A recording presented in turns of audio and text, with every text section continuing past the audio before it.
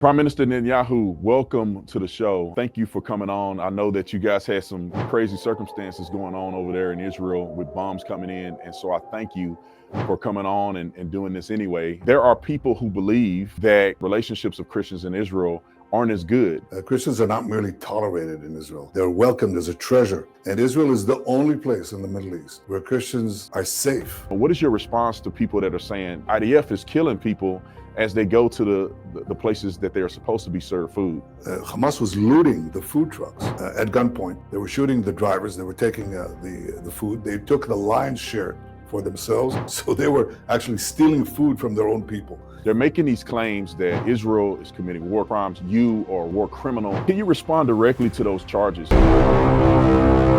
Prime Minister Netanyahu, welcome to the show. Thank you for coming on. I know that you guys had some crazy circumstances going on over there in Israel with bombs coming in. And so I thank you for coming on and doing this anyway and having this interview with me. I just got a couple questions I want to ask.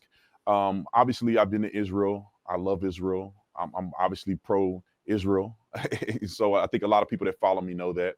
But I have a couple questions I just want to ask you, because there are people in our country who I would argue are naysayers, people who disagree with some of the things that I've said and some of the things that you've said. And so one of the things that I find to be dear to the hearts of people in America is the relationship between Israel, the Christians who live there. And there are people who believe, to a small degree, in my opinion, that Christians' relationships or the relationships of Christians in Israel aren't as good. And so can you speak to that, Prime Minister, about how Christians live in Israel? Are they accepted in Israel? Are they treated fairly in Israel? And then we'll get to some of the Christians that are in Gaza. Well, first of all, this is the birthplace of Christianity. In all these sites, people could walk and do walk in the footsteps of Jesus. Christians are not merely tolerated in Israel. They're welcomed as a treasure of our common Judeo-Christian heritage. And Israel is the only place in the Middle East where Christians are safe, because throughout the Middle East, churches are bombed, Christians are killed, as happened in Syria, murdered mercilessly, and elsewhere. And in Israel, we are brothers. And, we have, I think, 300 Christmas trees that have been brought to Jerusalem to enable Christians to celebrate Christmas. I visit Christian communities all the time. We welcome them. Many of them, by the way, serve in our military, brave defenders. And I'll give you an example of what happens when we're not here. Under the Oslo Accords, we gave Bethlehem. I don't have to explain what Bethlehem is, do I, Brandon? I mean, it's a holy place for the Christians. Well, when we were there for decades, the Christian community was 80% of the population, and the Muslim community was 20%, actually less than 20%. We left it, we gave it to the Palestinian Authority, the Muslim Palestinian Authority. Now, a few decades later, the numbers are exactly reversed. There are 80% Muslims in Bethlehem and less than 20% Christians. They've basically been booted out. So it's good to be a Christian in Israel. It's bad to be a Christian outside of Israel in the Middle East. Not everywhere. Some places they're more tolerated more than elsewhere, in some of the Gulf states, for example. But this is what characterizes us. We cherish the holy places, the freedom to worship, the fact that people have different faiths, different beliefs. We not only tolerate it, we treasure it and we protect it. Prime Minister, there's a sentiment of, I guess, mistreatment of Christians in Gaza from Israel. People point to the Catholic Church that was bombed in Gaza. They also point to the Christians who live in Gaza now that are refusing to leave, even after giving an order to leave the area, because obviously there's going to be military operations there. What do you say to the naysayers who are saying that Christians may be safe in Israel proper, but they're not safe in Gaza, and that there's no regard for Christianity and holy sites in Gaza? Well, first of all, there are very few number of Christians in Gaza because Hamas is a tyranny. It's a terrorist tyranny that wants to not only murder all the Jews, but it doesn't accept Christianity. It doesn't accept other faiths. It doesn't even accept other persuasions of Islam. that they deem are heretics. So it's not good to be a Christian in Gaza, and that's why there are not many of them. I think that our concern for the welfare of Christians in Gaza is our concern for the welfare of civilians. We've sent millions of text messages to Gazans to leave battle zones. We've sent, sent text messages, phone calls, and Hamas has been shooting people who want to leave war zones. They actually shoot women and children because they use the civilian population as human shields. Now, as far as the church you're talking about, that was an unfortunate accident. You know, there are things that happen in war, and they're not intentional. They happen, and a church was bombed. So I called up the Pope, and I said, "Listen, I'm very sorry that this happened. It wasn't intentional, and I'll tell you what I'm going to do. I'm going to make sure that the Christian leaders and the staff can come back to this church. We actually made a safe passage for them, and they can rebuild, with our help, rebuild that church, because that's our policy. Accidents do happen in war, but that in no way reflects on our policy. And in fact, the way we treated this mishap does reflect on our policy, because we actually took care of them, and we do everything in our power to protect them. In a war zone, it's much more difficult, obviously, but we still go to lengths to do that. And in Israel, if you actually talk to the majority of Christians, talk to them, you'll see what they say. They say Israel is the only place where we're respected and protected. And I can attest to that as a Christian who went to Israel. I spent 2 weeks there with the church, and we had an incredible time.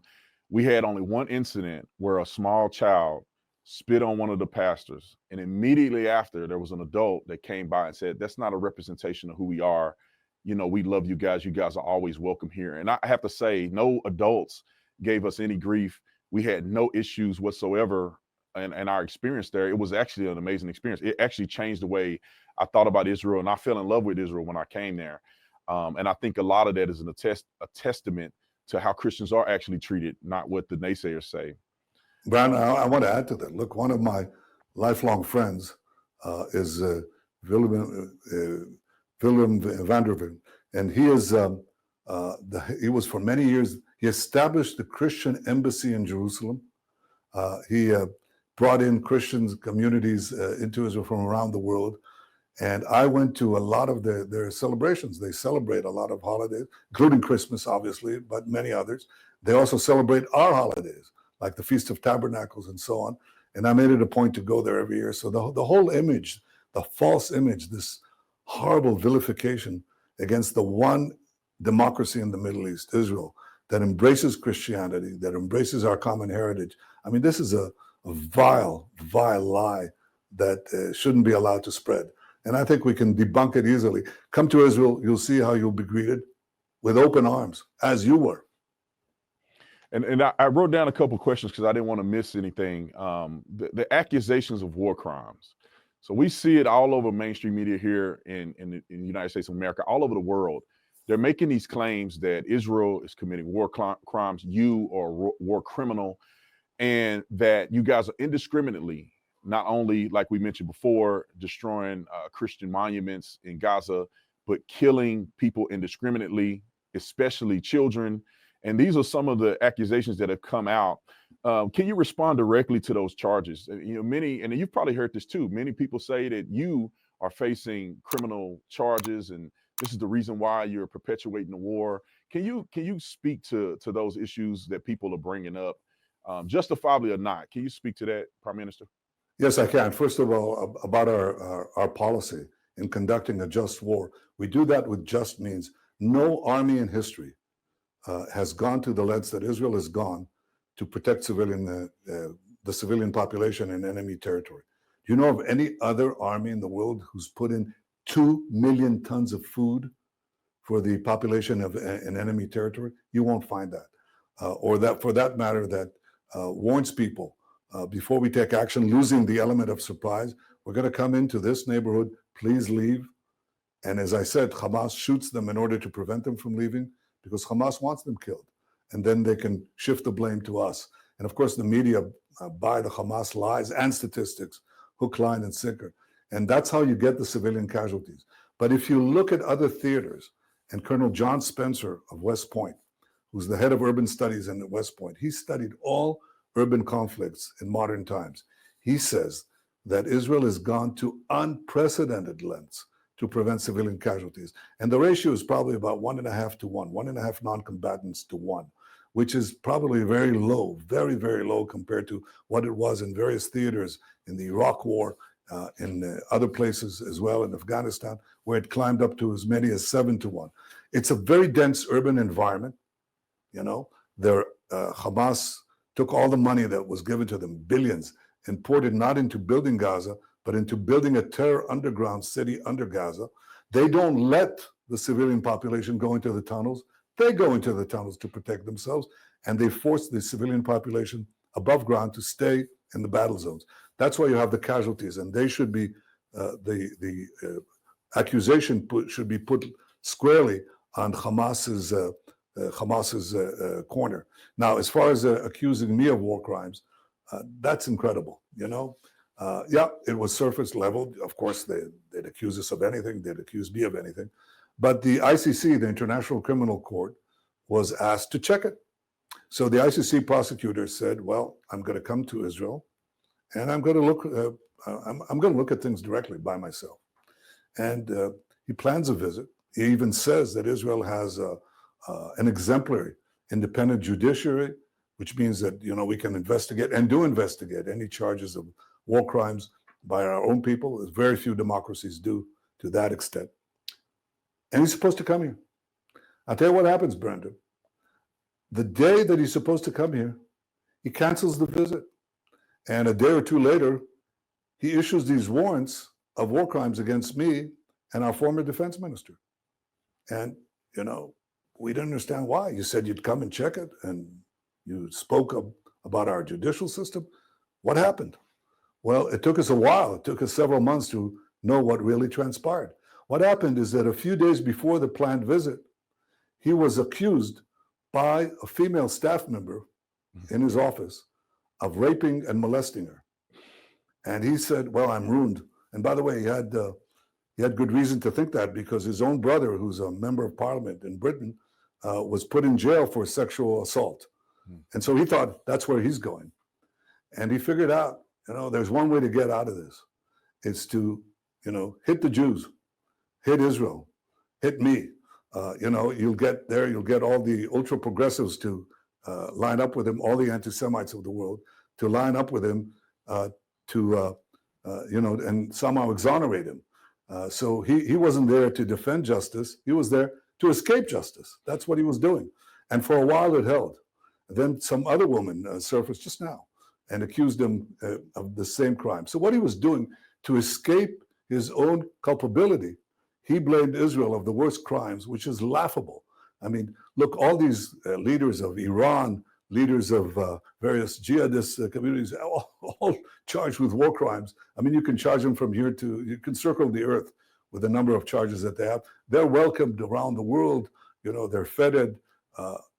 That's ridiculous. Israel, the one democracy that does all these things to avoid hurting civilians, is accused by this corrupt prosecutor who was trying to escape justice. So I think that it's one of those corruptions of truth that have to be exposed, and I'm glad I have the opportunity to put it forward.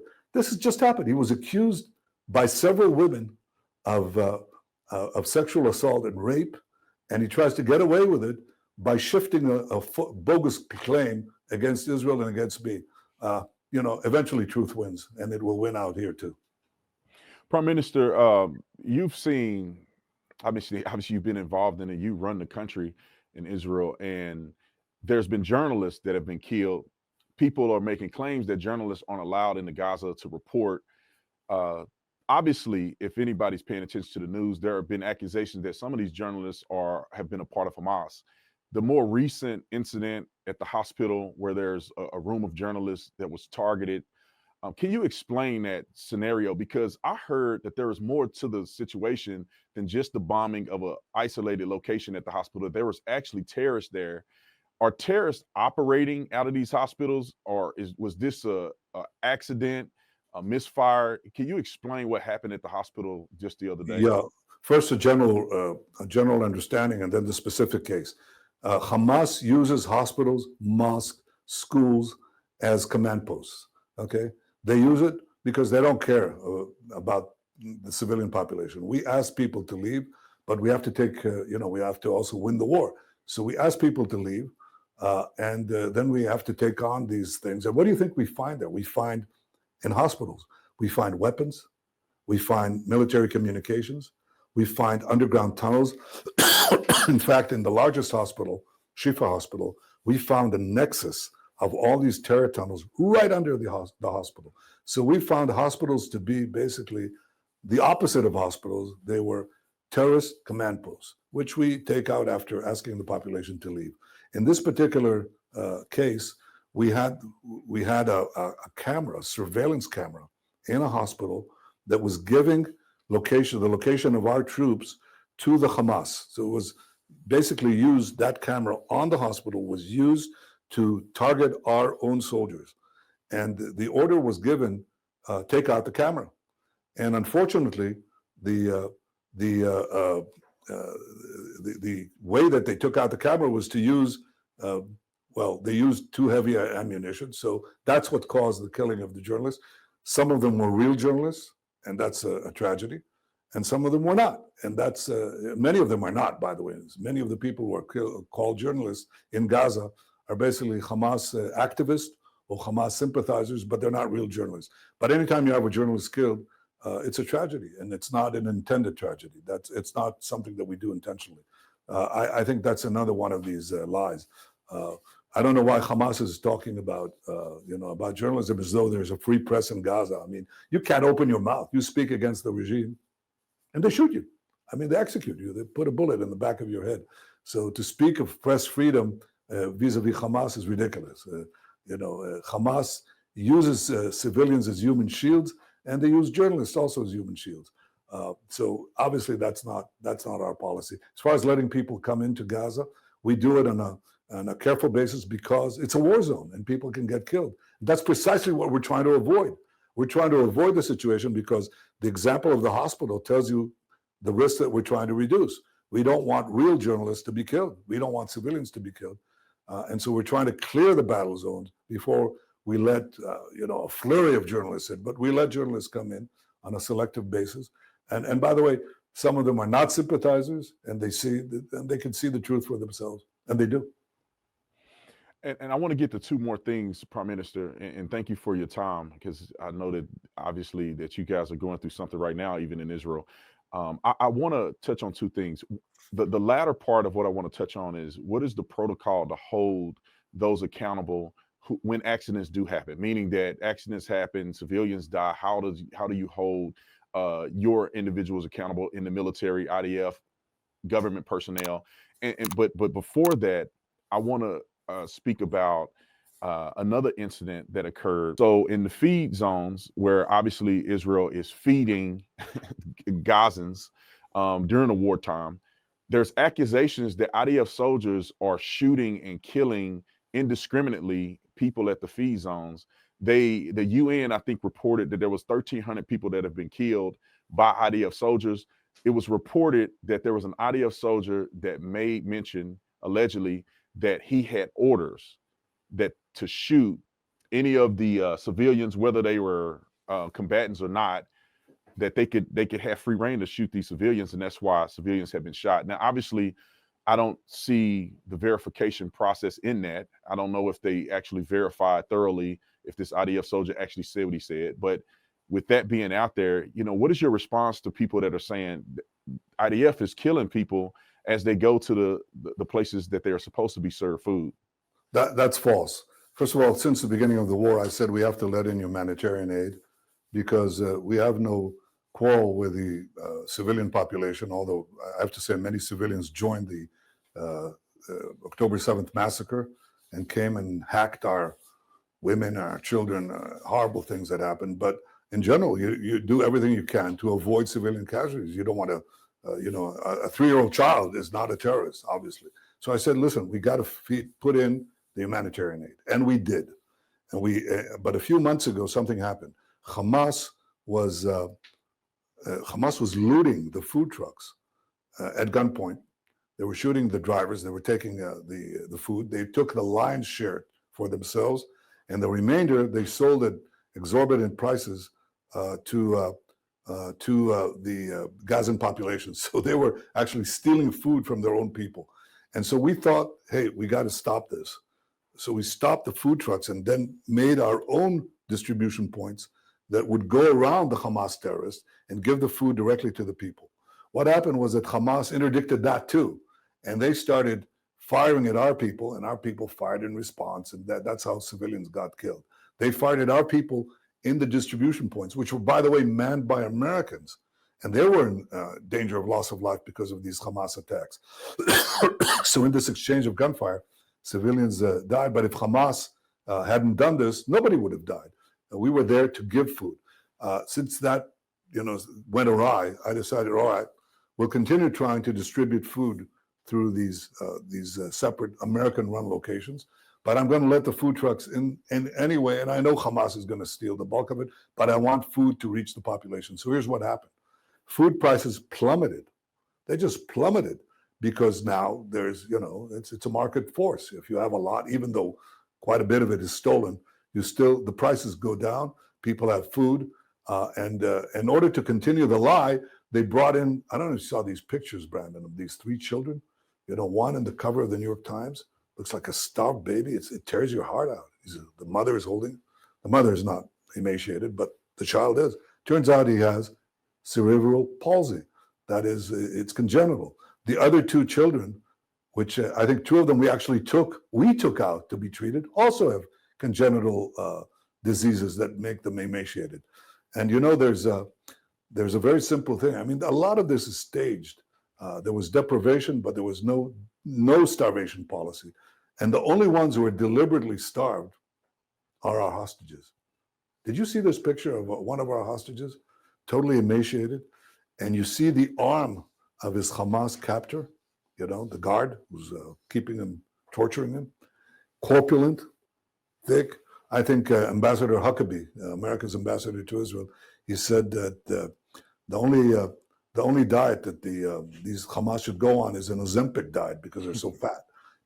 So that's really, again, this reversal of truth that goes on. Yes, there was deprivation of food because of Hamas interdiction of the food trucks. Yes, there were incidents because of Hamas firing at the distribution points that we set up. And I have to tell you, Israel has the most moral army and also the most adjudicated army, because we don't allow, any of these incidents to go uninvestigated. We investigate them. There's an independent investigation. That's in the army. There's an independent investigation above the army, if it's necessary, in our judiciary, which that corrupt prosecutor, before he had to escape, the sexual assault charges, he said Israel has not only the means inside the army to check, malfeasance, but above the army. And I stand with our soldiers. I mean, they're the most moral soldiers in the world, none more moral, I could say. And just as America investigates its own forces when necessary, so does Israel. And Prime Minister, I find it interesting that the public or people in the media don't get this, what you're saying. It's clear as the noonday sun to me, some of the things that you've alluded to. There's an accusation of a genocide that's occurring. And I'm not sure if people don't understand what a genocide is, but people are saying that Israel is committing a genocide against Gazans, against Palestinians in the West Bank, although their population numbers have grown.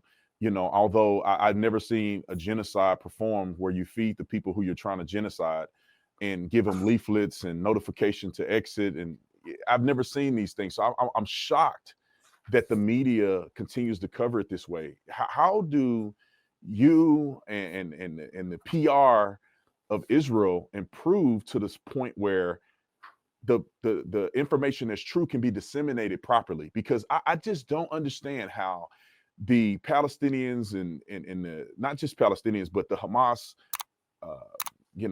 some of the news outlets are just pitching lies every day. The emaciated children with no rebuttal. They're lying about a genocide. They're showing all these videos. This is why I've wanted to do this interview and get it out there, because I have not seen a legitimate video of some of the starvation claims. Not one of the bombs and any of those things. So how does Israel help themselves or help you guys with PR to get the truth out instead of a bunch of lies? Well, listen, we've been fighting a seven-front war against Iran, a murderous regime that calls for our destruction, with all these proxies who call for our destruction, who massacred our men, beheaded our people, raped our women, and then murdered them. Horrible. Burnt babies alive and took hundreds of hostages, innocent people, grandmothers, grandchildren, Holocaust survivors. And one of the things that I've been very active in is to get our hostages out. We got 207 out of 255. We intend to get them all out. But yeah, they lie all the time. So how do you combat the tsunami of lies? That's the eighth front. There's a seven front war against Iran, Hamas, the Houthis, Hezbollah, and so on, and we're winning that war. But the war of information, you're quite right to point out, that's a tougher battle. It's a tougher battle because there are now these the propensity to accept the Hamas lies, its statistics, its fake pictures, it's the whole fake scenarios. That's maybe built into most of the Western press, not all of it, but most of it. But there's another thing.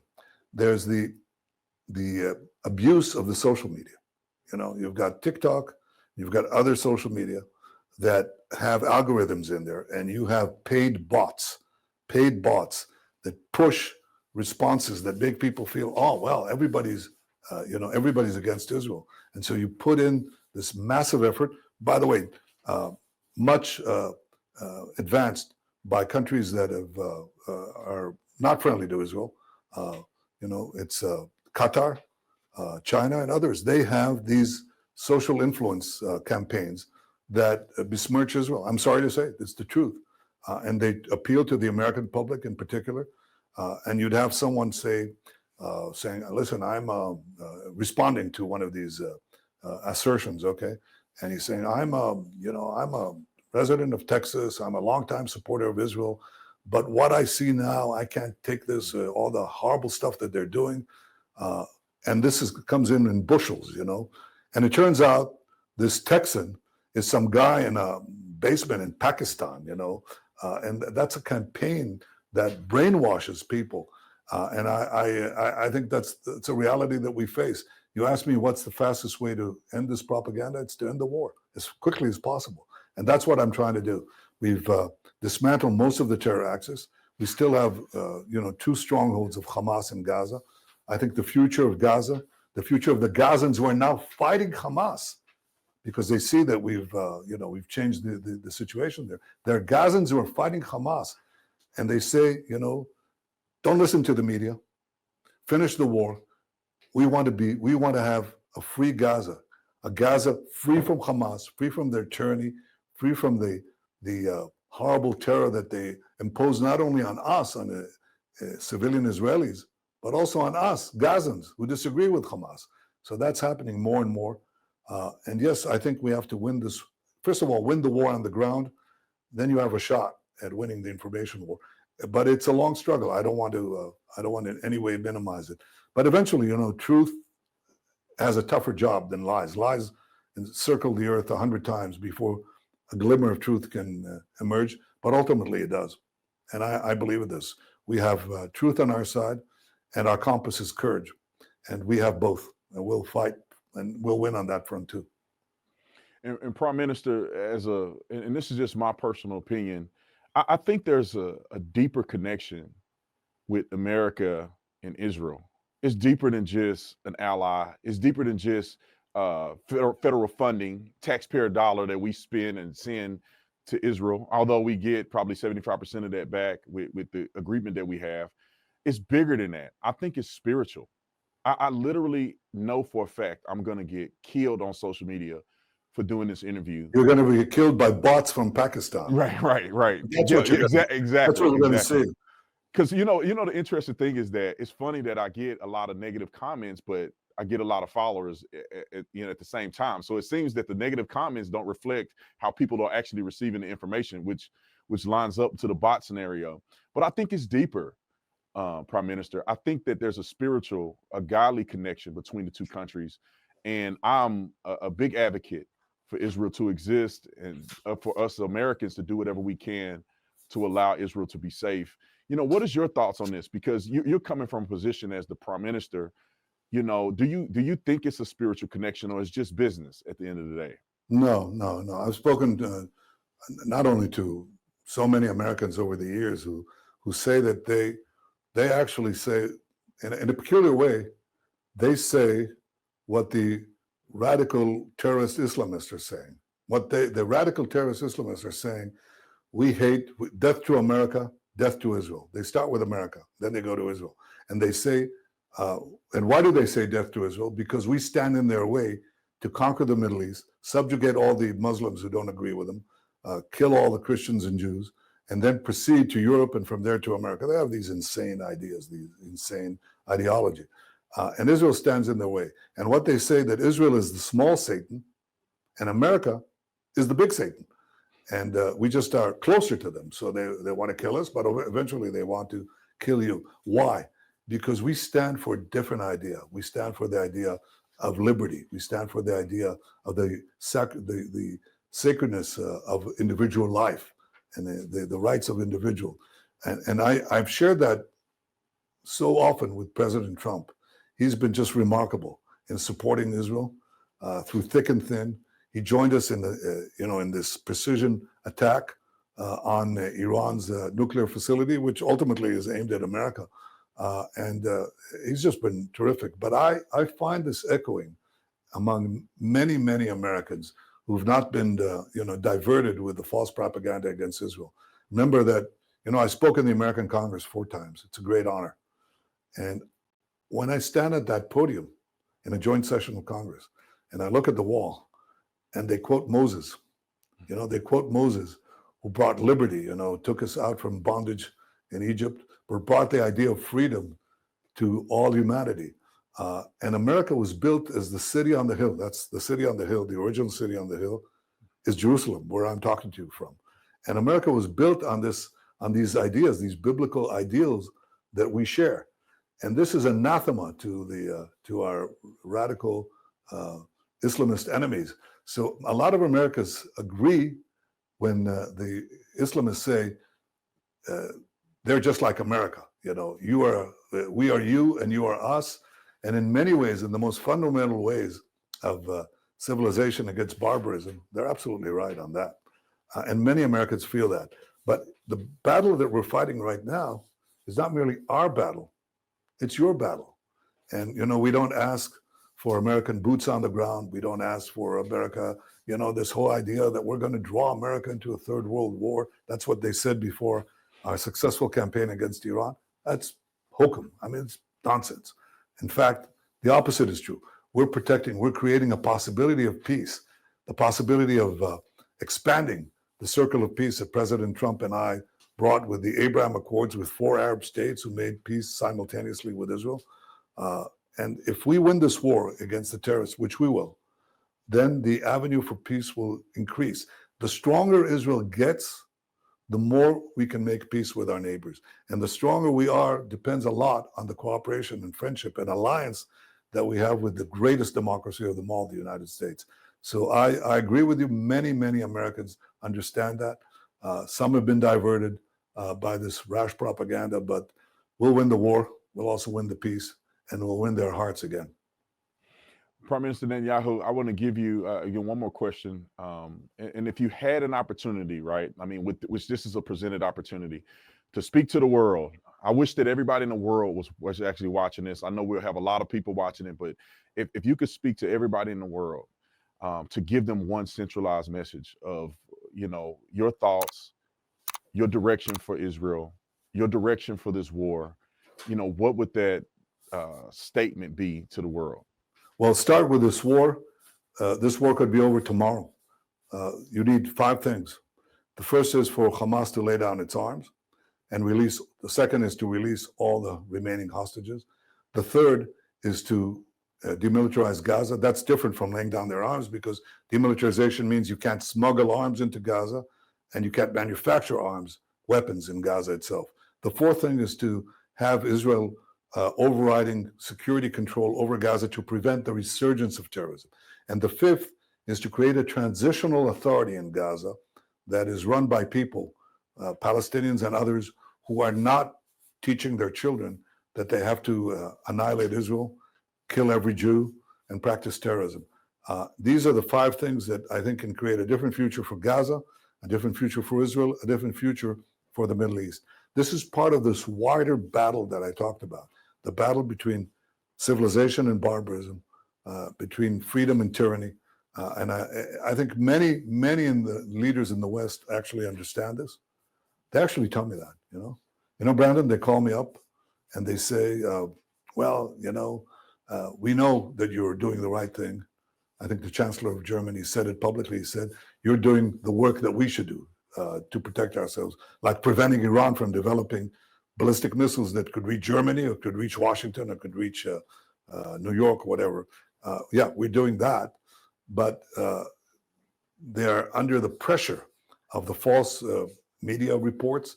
They're under pressure by Islamist minorities that are very violent and very vocal in their own countries. And I say, look, that's not going to, that's not going to change us. I think it's very important that people like you have the guts, the courage, the integrity to get the truth out. And I think it's very important that we win, not only for us, but for you and for the future of the world. Because if the terrorists win, if the Iran axis rebuilds itself and they build the weapons of mass death and the means to reach every city in the United States, every city in the West, then we have a very somber future in front of us. But it won't happen because we're here fighting for all of us and we'll win. Well, I want to say God bless you, Prime Minister Netanyahu. Thank you so much for coming on. I just have so much respect for you, especially doing this interview in light of the other things that are going on. You guys are literally in the middle of a war and you are willing to come on and speak to the people in America and people that follow me. So I just want to say thank you so much. God bless you. We're praying for you. We're praying for Israel. And you just be safe out there. Thank you. And I see these 2 flags behind us, so I could say, God bless Israel, God bless America, and God bless our great alliance. Thank you. Amen. Thank you.